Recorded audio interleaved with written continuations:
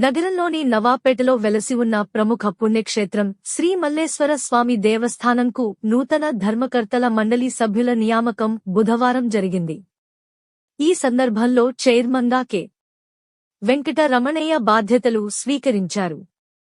కార్యక్రమానికి ముఖ్య అతిథులుగా నారాయణ విద్యాసంస్థల జనరల్ మేనేజర్, టీడీపీ సీనియర్ నాయకులు వేమిరెడ్డి విజయభాస్కర్ రెడ్డి హాజరయ్యారు.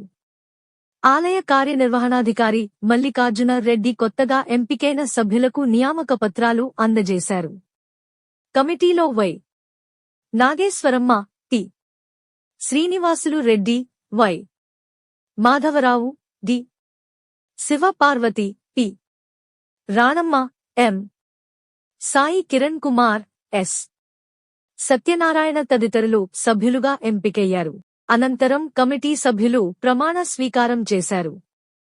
ఈ సందర్భంగా వేమిరెడ్డి విజయభాస్కర్ రెడ్డి మాట్లాడుతూ, ఈ పురాతన శివాలయ అభివృద్ధి కోసం ఇప్పటికే దేవాదాయ శాఖ, పురపాలక శాఖ మంత్రులు పునర్నిర్మాణానికి సంకల్పించారు. దీనికోసం రూపాయలు 5.5 కోట్ల నిధులు కేటాయించబడ్డాయి. త్వరలో పునర్నిర్మాణ పనులు వేగవంతం చేసి వచ్చే ఏడాది లోపు పూర్తి చేస్తాం.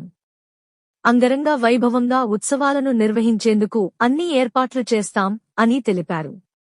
ఆలయ అభివృద్ధి కోసం కొత్తగా ఎన్నికైన కమిటీ సభ్యులు కృషి చేయాలని సూచించారు. ఈ కార్యక్రమంలో పలువురు టీడీపీ ముఖ్యనేతలు పాల్గొన్నారు.